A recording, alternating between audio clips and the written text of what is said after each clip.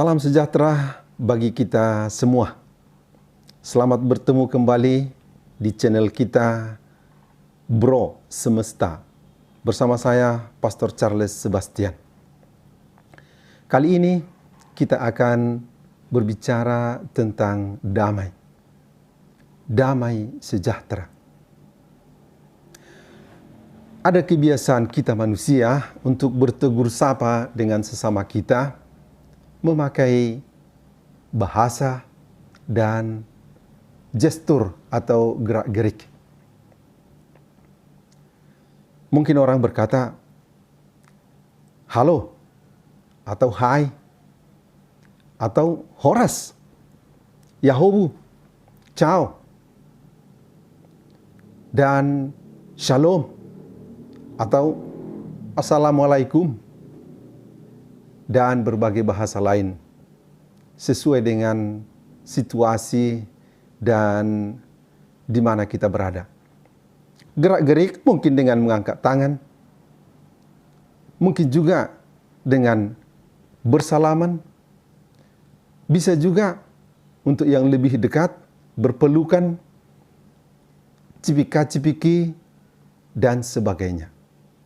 Kita menyapa dengan gerak-gerik dan juga dengan suara atau bahasa tertentu.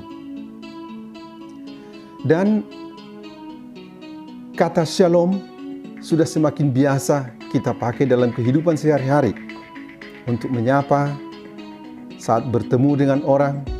Shalom sendiri berasal dari bahasa Ibrani yang berarti sejahtera atau damai. Kalau Yerusalem misalnya, itu berarti kota damai. Jadi, kalau kita menyapa dengan shalom atau salam sambil memberikan misalnya tanda dengan berjabat tangan, itu juga memuat arti bahwa inilah saya. Saya dapat memberikan, mengulurkan tangan saya kepadamu dan tidak ada apa-apa. Tidak ada senjata tajam, tidak ada keinginan untuk melakukan kejahatan. Maka kita saling menyapa shalom atau damai dengan sungguh-sungguh membawa damai, membawa kesejahteraan kepada orang lain. Tuhan kita, Yesus Kristus, mengajarkan kita juga untuk menyapa orang lain dengan shalom. Kepada murid-muridnya, pada saat dia mengutus mereka untuk pergi mewartakan kabar sukacita, dia berkata, kalau kalian memasuki satu rumah, katakanlah damai sejahtera bagi rumah ini. Dan dia sendiri, ketika dia sudah bangkit, dia tiba-tiba datang atau mendatangi murid-muridnya.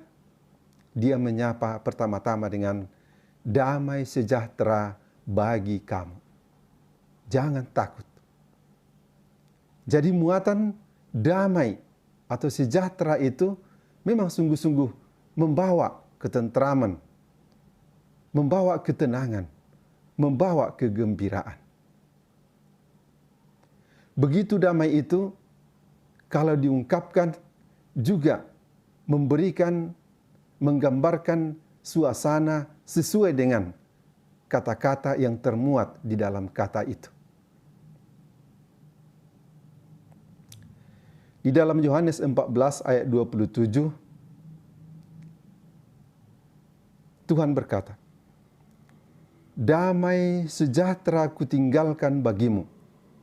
Damai sejahteraku kuberikan kepadamu.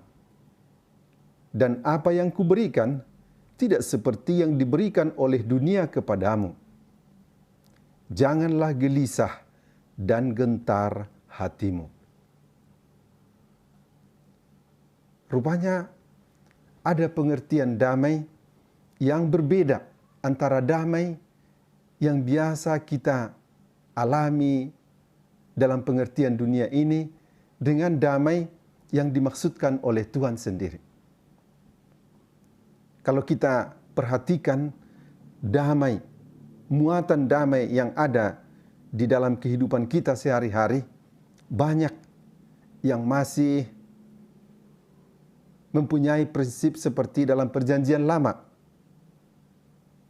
Gigi ganti gigi, mata ganti mata.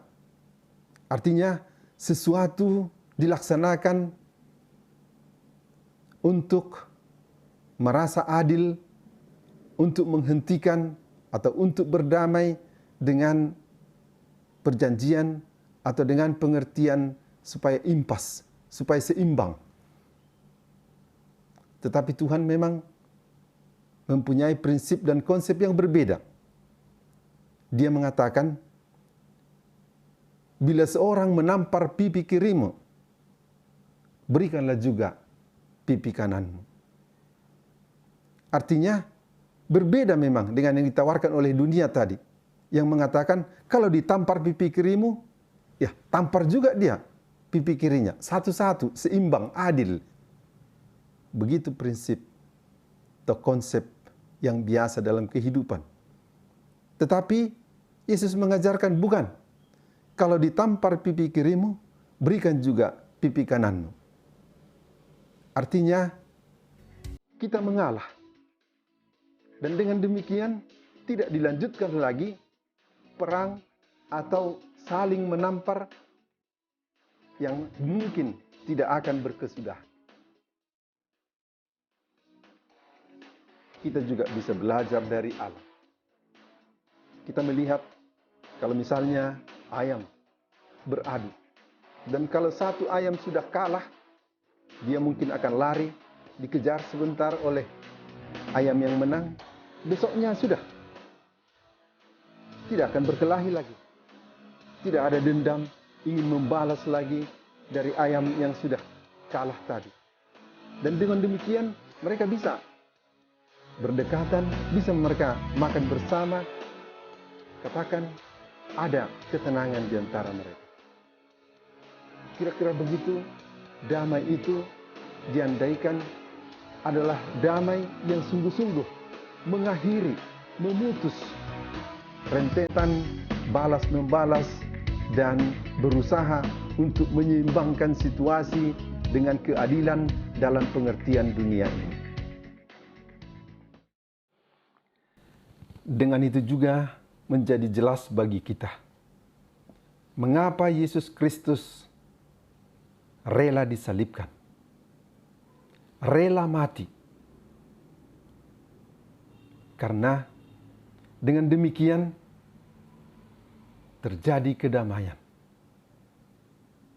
Sesudah bangkit, dia tidak menuntut balas kepada orang yang membunuhnya, yang menyalibkannya.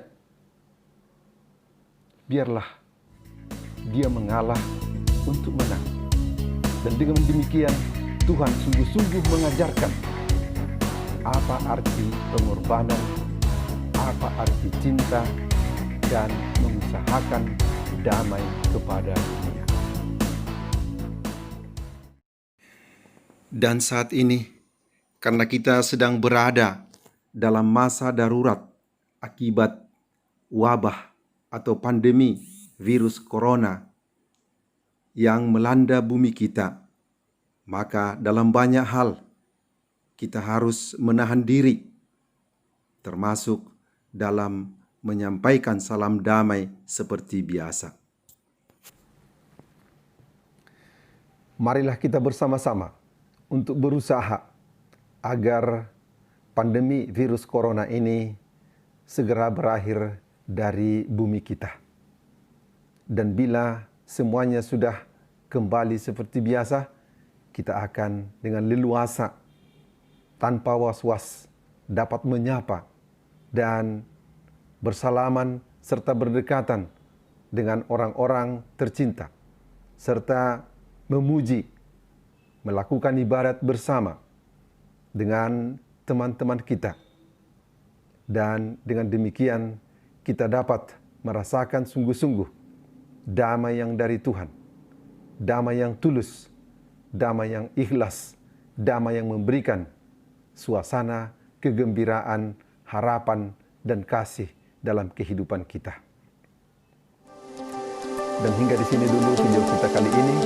Sampai bertemu di video berikutnya. Damai sejahtera bagi kita.